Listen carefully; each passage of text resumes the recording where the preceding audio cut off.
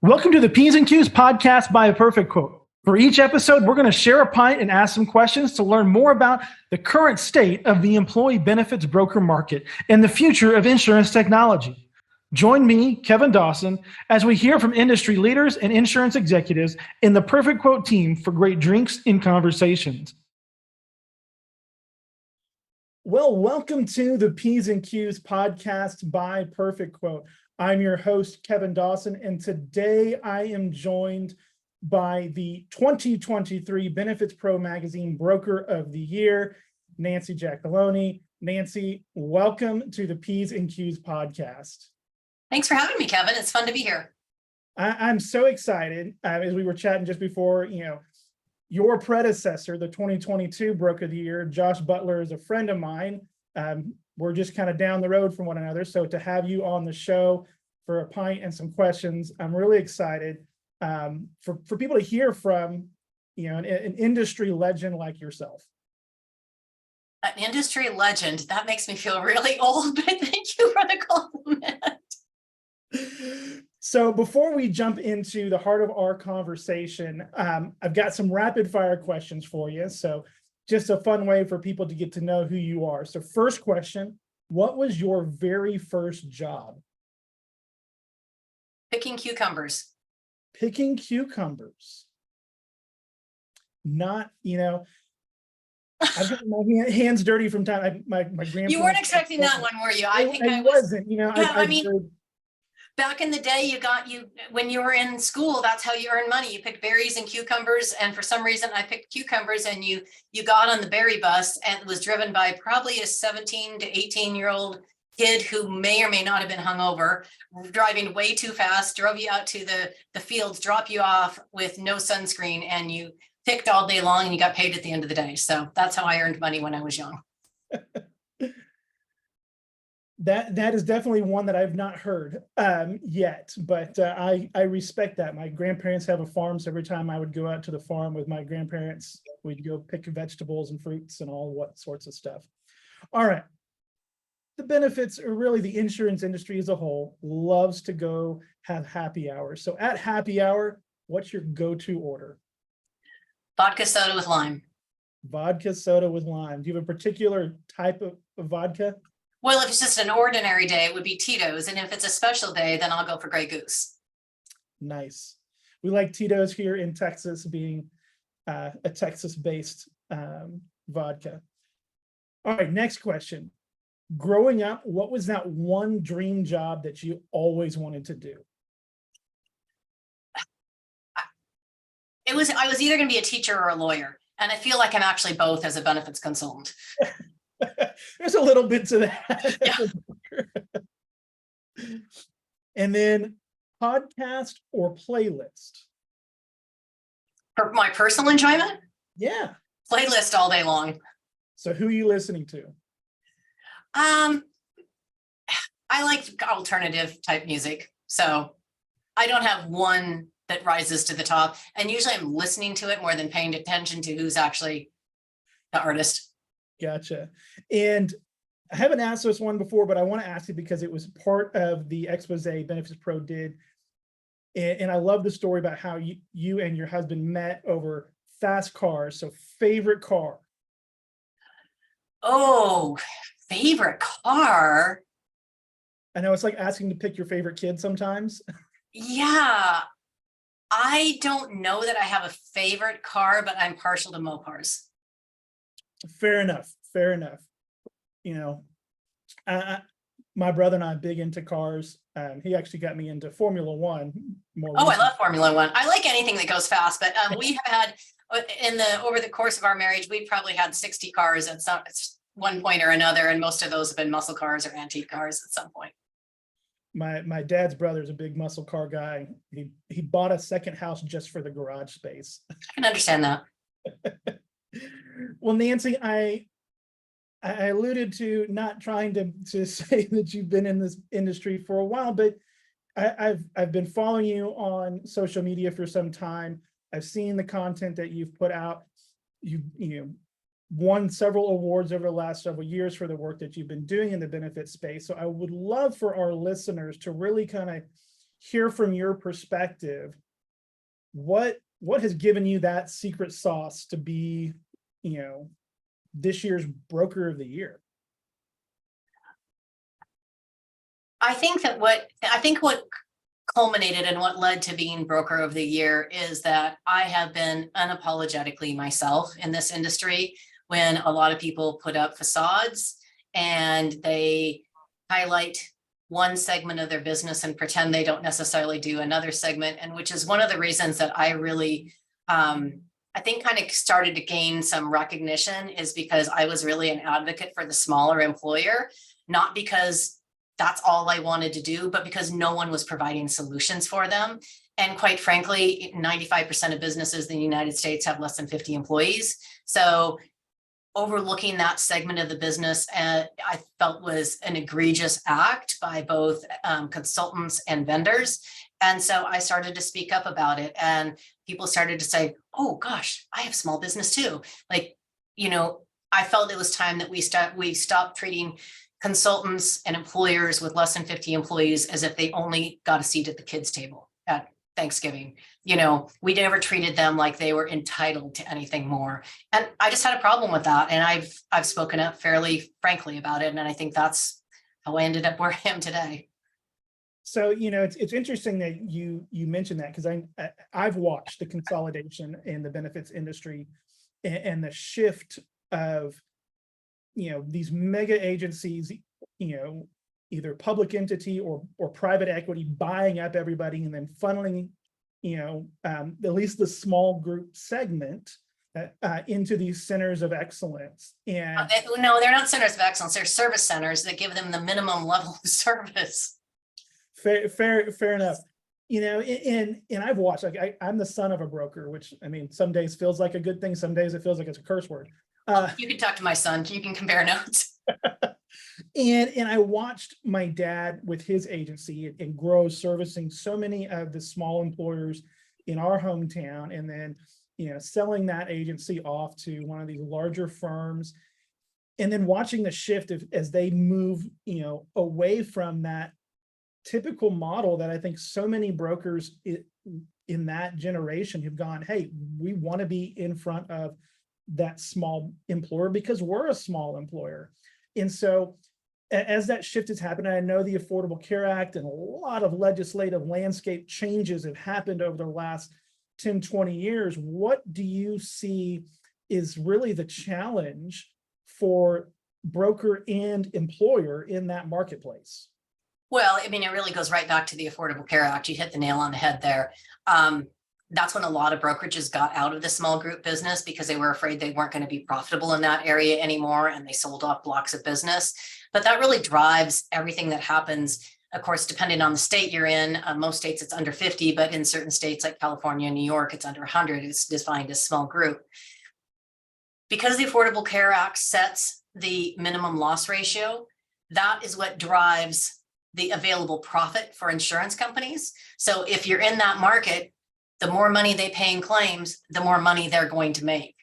It's not that they're going to make less money. They're going to make more money, because then they can make that 15% or 20%, depending on which piece of the market they're in, based on how many dollars they're paying out in claims. So for small employers, that's a big challenge. It is a godsend for some, because it takes care of those catastrophic claims. There's absolutely no experience rating. You can have a group of 5 with the 5 of the unhealthiest people, and they're going to pay the exact same rates as the guy across the street with 5 people the same age on the same plan with 0 claims. So there's good, there's bad. I think there are a lot of unintended consequences from the Affordable Care Act. So the biggest challenge is, how do we bring solutions down market? That is the biggest challenge, and to get vendors, carriers engaged in understanding that there's got to be a way that they can meet their profit requirements that their shareholders have and still provide that service to less than Fortune 500 companies. That's the biggest challenge right there.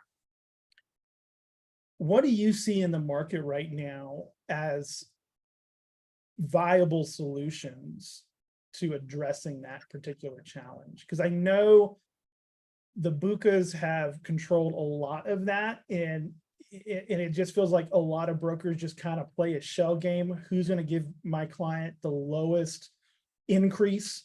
And employers just kind of feel like I'm just getting dragged along. What do you see it that's in the industry that's really going, hey, this is a way that as an employer or as a broker, hey, this is how you drive some change.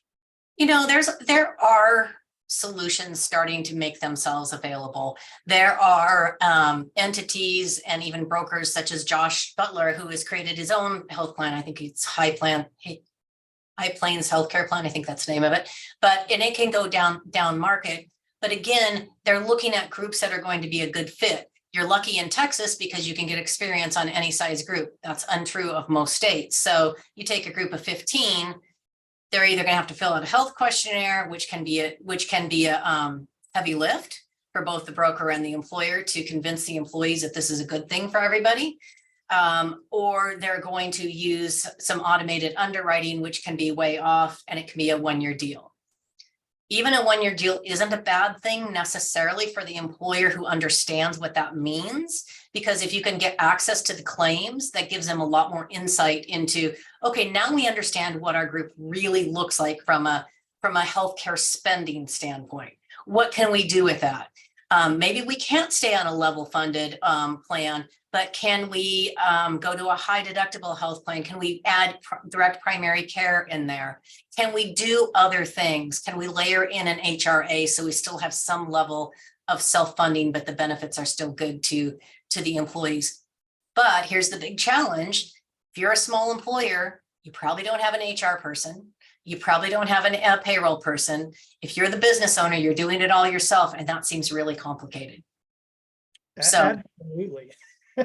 I mean, I've been in the HR world for a number of years. A lot of my friends are HR people, and so many are HR departments of one who wear multiple hats. They don't come up as typical HR people. It was the office manager who then gets tabbed to do payroll and onboarding and benefits, compliance, and all the fun things that come with it. And I know technology has made a little bit of that more automated for employers. The technology proliferation in all industries, but it seems like in the insurance industry, it's been long needed to include some technology. I still laugh at the fact that my dad has his old manual rate cards from his days at Blue Cross. Like those need to go into a museum or something. And so I know employers are embracing technology. I know brokers are embracing technology for multiple issues, whether it's employee engagement, whether it's helping to automate some of their processes. You as an employer and a broker, what are you doing to help bring in technology to not only support your sales operation, but to support your staff? Well, we've always been a very technology forward company from the day I started my business 27 years ago. I hope you're older than 27 because I'm going to be really offended. But from the day I started, I was really focused on how could I be as efficient as possible, because when I started, it was just me. And so we've always really looked at our processes and our systems and looked at, okay, if we spend X number of dollars on this technology piece, what is going to be the payoff? What's the ROI on that? How is that going to help us as an agency? How is it going to help our clients? How is it going to help our employees understand? So, we're huge believers in technology with a human touch. Let's put it that way. So it's not technology is a barrier to us. It's an enhancement to us. It seems like a lot of brokers that I've talked to, being kind of on the technology side of the industry, there are two camps, really. There is the camp that is, hey, we embrace technology, we dive right in, we may not fully understand the capabilities, but we understand the outcomes, let's do it. And then there's the camp that is, I'm afraid I will break it, and so let me do everything the manual way. So between those two kind of camps in our industry, you got one that's very innovative and moving forward, and those that are still kind of just clinging on to old ways of doing things.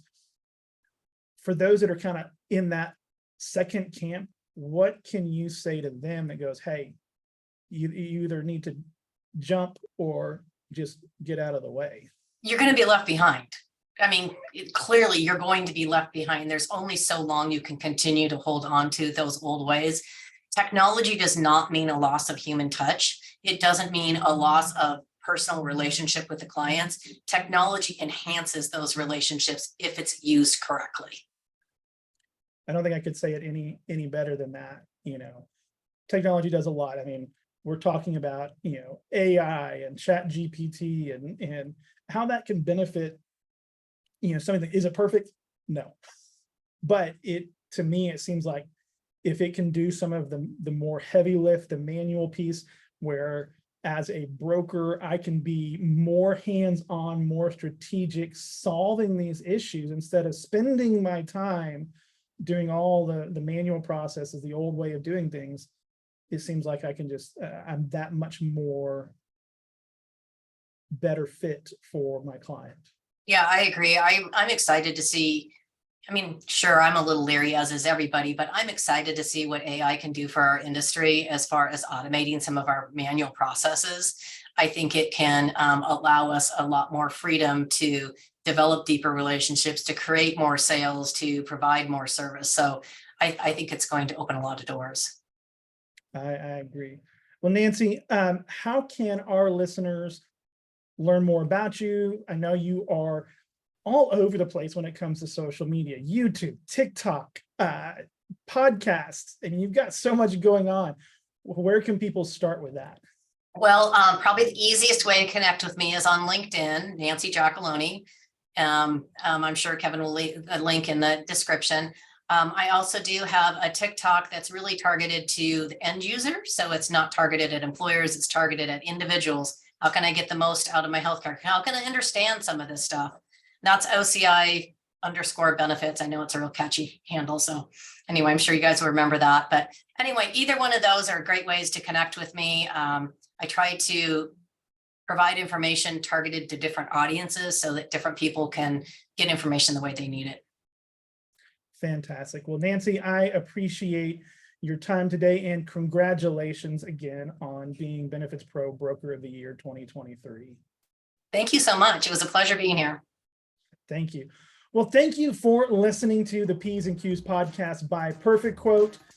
Join us for more pints and questions. And to learn more about PerfectQuote, visit us at perfectquote.io or send us an email at sales@perfectquote.io and join us next time for some more pints and questions. Have a great day.